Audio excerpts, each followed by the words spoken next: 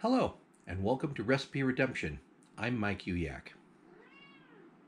Right on time. Hi, this is Dobby behind me, this disembodied voice who is currently rubbing his ass on the back of my head. Thank you so much. Anyway, in my life, I have eaten humble pie on numerous occasions. And yet, I've never eaten humble pie. Allow me to explain. Eating humble pie is an old English expression meaning to admit defeat or accept that one was wrong about something, often used in situations when someone is forced to apologize or submit to humiliation, similar to the expression eating crow. Humble pie itself is a medieval dish.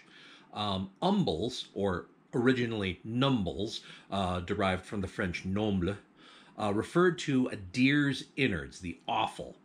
The invention of humble pie was an obvious one, being an easy way to take those sort of unloved, cast-off bits of various meats and make something more appealing by throwing it into a pie and mixing it with other ingredients.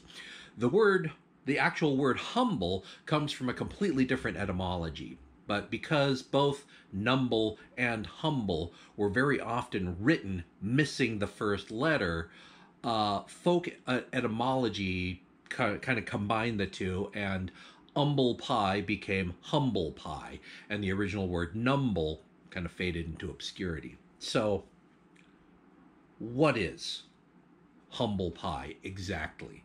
Well, the ingredients for the recipe that I've got comes from the 1600s and has the umbles of a deer, including whatever you can get: heart, liver, kidneys, tripe, sweetmeats, if you can get those, lungs, and thoroughly washed intestines, discarding the bladder and anything containing fecal matter. So we're not doing chitlins, deer chitlins. Same, equal weight of umbles and beef suet, streaky bacon, anchovies, bunch of spices, mace, clove, cinnamon, nutmeg, black pepper, salt, of course.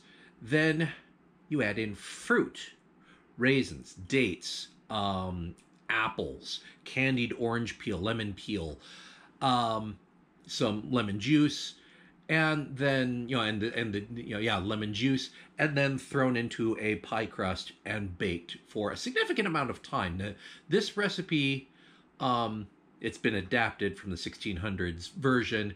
They're guessing you're supposed to bake it for 2 hours at about 350 or less, depending on the type of onion.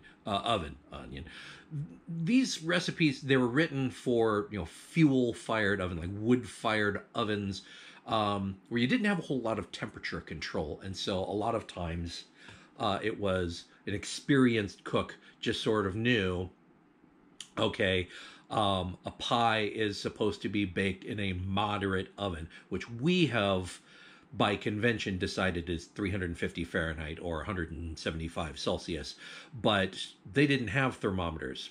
They hadn't been invented yet, so they just knew it came out okay in a moderate oven.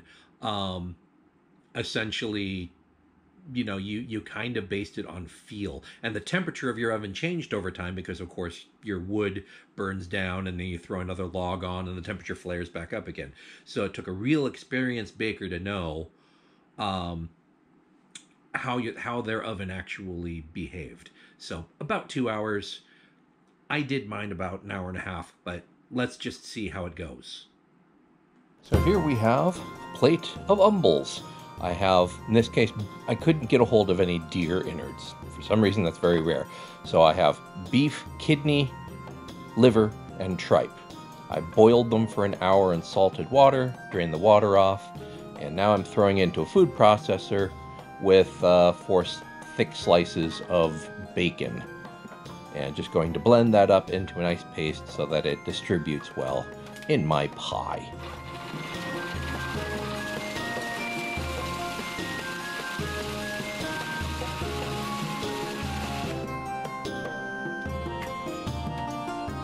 Now in this mixing bowl, I have my blended umbles along with about a 1/4 cup of honey and 3 anchovy fillets. And to this, I am adding the fruit, raisins, dates, diced apple, the rind of an orange, and the spices. I have clove, cinnamon, mace, nutmeg. Get that all in there. Add a nice grind of black pepper or 3, and a generous pinch of salt. Here's the juice of that orange and the juice of a lemon, just to use that up and to moisten the mixture. And lest we forget, there's also beef suet to this, about roughly equal in mass to the umbles. And it didn't say whether it was the cooked mass or the raw mass, I'm not sure, so we're going with the cooked mass. Mix that all together. And I'm going for just a top crust on this pie. Just going a little more low carb, I guess.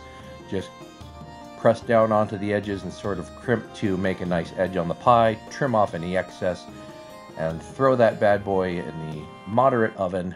Oh yeah, don't forget, cut vent holes in the pie crust or bad things could happen. You want to let some of that steam out, otherwise you'll end up with a soggy crust. Anyway, 350 for what ended up being about an hour, and then the crust was starting to get already a little too dark for that point, so I turned it down to 300 degrees for an additional 40 minutes. And this is what we ended up with. One thing to note is that during the medieval period, pies existed, but the actual eating of a pie crust was unusual. The pie crust was really part of the cookware, and it was often discarded rather than eaten. I'm going to eat mine, so I'm going to actually have a bit of it. So here is my umble pie. It's actually atop the crust that I took out, mostly because I want to actually get to the filling, because I'm curious.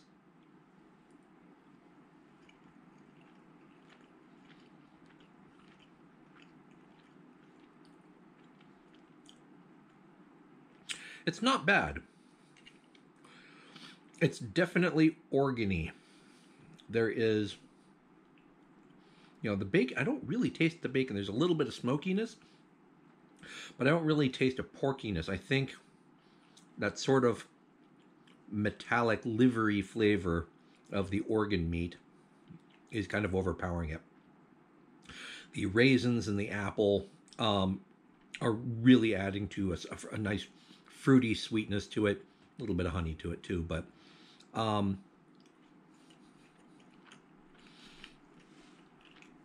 that I think about it,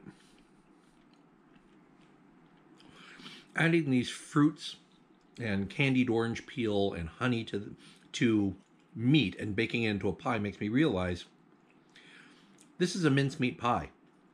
It's just that it uses umbles.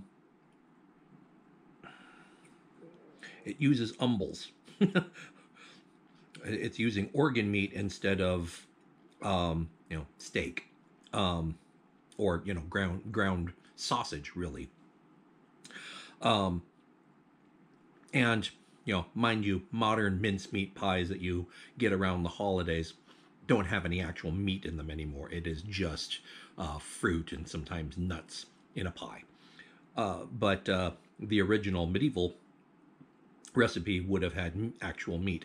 And this is just making a mincemeat pie with cast off bits of the animal that nobody else wanted. And so, once again, innovation makes use of what nobody else wants. Let's have some with a little bit of the crust. Okay, so my pie crust came out a little crispier than I expected.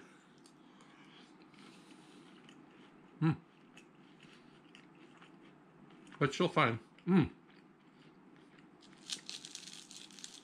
actually like that a lot with the crust. I think it's mostly the liver, since we've cooked it twice, boiling it first, and then baking it in a pie. It's developed kind of a granular texture. I have to say the aroma is different. I'm not going to say good or bad. It's different. But it's there. You definitely know that something different is baking, but you're not sure. If you didn't actually make it yourself, you wouldn't be able to tell exactly what, but you're like, what is that? It's definitely there. The flavor's not bad.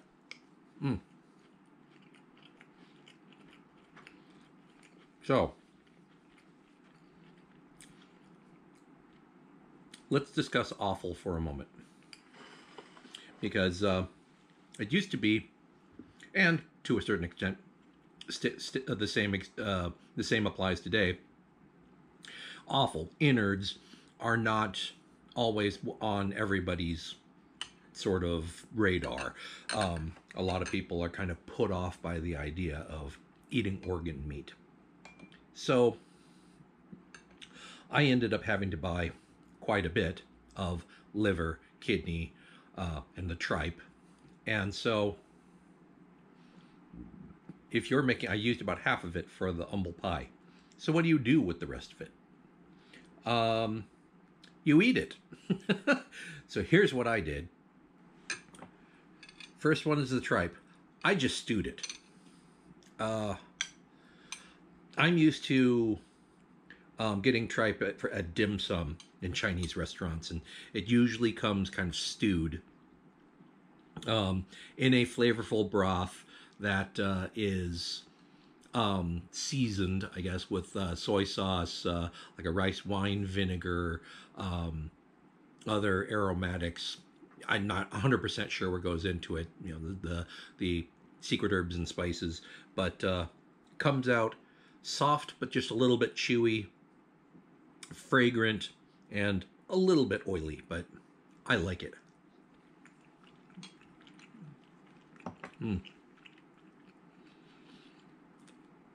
Just a hint of that sort of organy flavor. It is quite squidgy. The texture is not for everybody. In a lot of ways, it's just slightly chewier than, you know, cooked fat.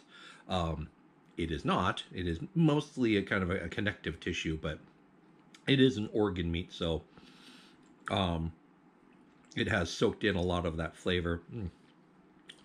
Notice a lot of the fat has coated my lips, but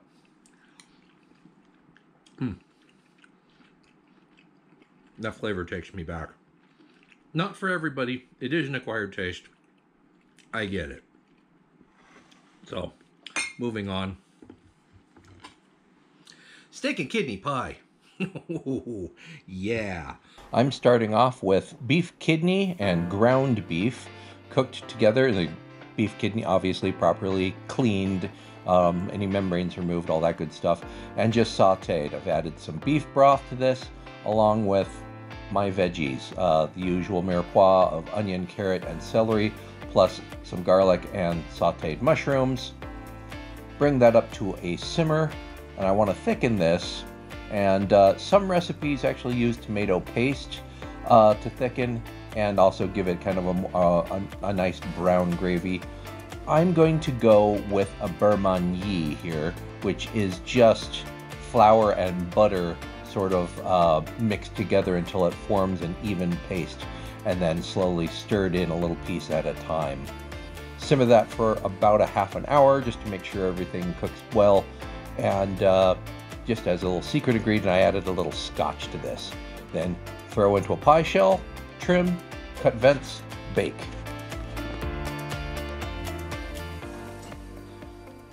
This is a British staple. If you go to a lot of pubs, I won't say every pub, but many pubs in the UK, London in particular, they will have their own version of steak and kidney pie or steak and kidney pud.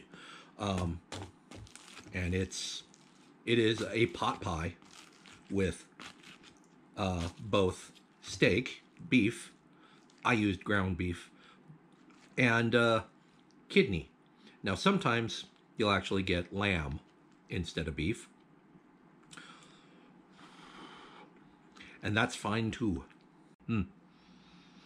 And I snuck a bit of scotch in here as well.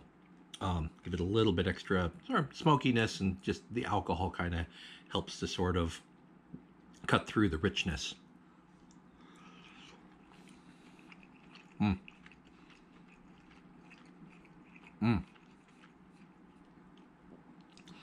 That's delightful. Rich, hearty, aromatic. Yes, you can smell a little bit of the sort of organiness of the kidney.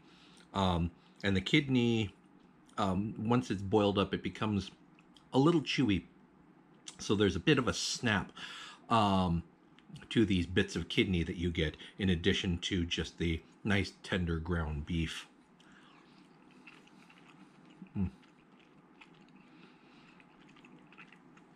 And the vegetables are just cooked through, so they are neither too soft nor too firm. So there is a nice wide variety of textures in this pie. This is delicious. I am going to finish this. But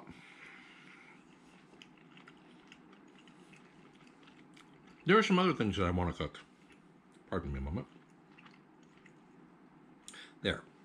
There are some other things that I want to cook. I still have that liver left. And I think I know exactly what I'm going to do with it, because it's really the perfect dish. We're going classic diner fare here. I'm rendering out the fat from 4 slices of bacon. Look at that liquid gold. And now I take the liver, which I have dredged in seasoned flour, just salt, pepper, a little onion powder and garlic powder, a little paprika too, just because, and fry them off. About medium heat for about 5 minutes per side. You want to make sure that this is well cooked through. And once they're nice and brown, throw in some onions and toss until those are nice and soft and brown. Now for a little secret project I have, we're going to go back in time to the previous day. I have a nice stock here, along with some aromatics, and I'm throwing in some pig ears. Now the recipe that, or really the idea that I'm working off with, was cooking pig skin. The only place that I can get that is buying a huge pork roast and with the skin on, and then trimming it off. I didn't have that, so I'm going for pig ears here for this application. Now I'm sauteing some garlic, and after about 30 seconds, throw in some anchovy fillets, some Kalamata olives, and this is over sort of medium to medium-high heat. You don't want that garlic to burn, so gave myself a little bit of extra time while ladling in all these ingredients. Kalamata olives, and once that's sort of come back up to temperature, can of diced tomatoes. If you couldn't already tell, we are making a puttanesca sauce. So once those tomatoes have had a chance to simmer for about 3 to 4 minutes, grind a black pepper. You don't need to add any seasoning to this, because the olives and the anchovies are going to add plenty of salt. And then here we have the sliced pig ears that had been refrigerated overnight. Don't worry, that came out as a block, but when it reheats, it'll separate out real nice. Well, mostly. Some of it you still have to kind of convince to come apart. Simmer that for about 20 minutes, place into a bowl, and then fresh herbs and a little Parmesan cheese, and you have pork ear puttanesca. First things first, liver and onions. It's not a lot to look at, but it's a diner classic for a reason. Now you'll know that your liver is perfectly done. First of all, it's cooked all the way through. There's no pink or red, so you don't want any blood or hemolymph showing. So it needs to be nice and browned. However, the texture.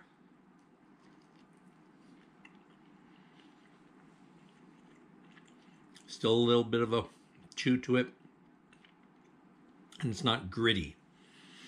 If you overcook it, it has a kind of a sandy texture to it. It's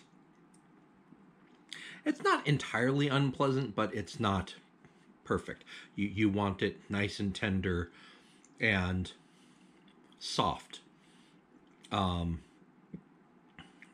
without getting gritty. Now, liver is something of an acquired taste, but it's, easy to acquire. It's not super organy. It's not a very challenging flavor. It tastes like meat. It's just got a little bit of that sort of minerality that tells you that this was in contact with blood a lot. Onions give you that little bit of sweetness, that little bit of a snap. I didn't cook these down until they were jammy, because that's, caramelized onions isn't really the goal here. And the two play together just perfectly. And just that hint of smokiness from the bacon. Now, this beauty. Pig ear puttanesca. Now, for those of you who are perhaps trying to go keto or just low carb, finding a substitute for pasta is a little challenging. But I mean, look at this. Looks a lot like pasta, doesn't it? But it's not. Now, pig ear, because there is a little bit of that cartilage in there, that's actually what you're looking at. It's a bit more al dente than a lot of people necessarily like. If you like your pasta nice and soft, go for the pig skin. It'll still give you a little bit of a bite, but it'll be a lot less robust than this. But puttanesca is a perfect flavor combination for this.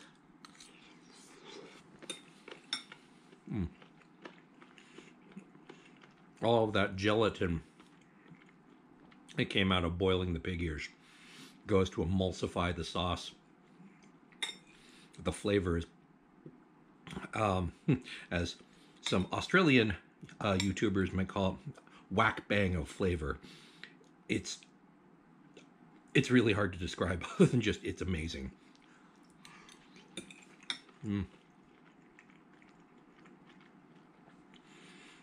And honestly, I actually like that sort of crunch from the cartilage. That's not off-putting to me, but it's, again, an acquired taste. I would definitely go for the pig skin, if you can find it, rather than pig ear if you have a problem with this texture. But I definitely say you should try it out.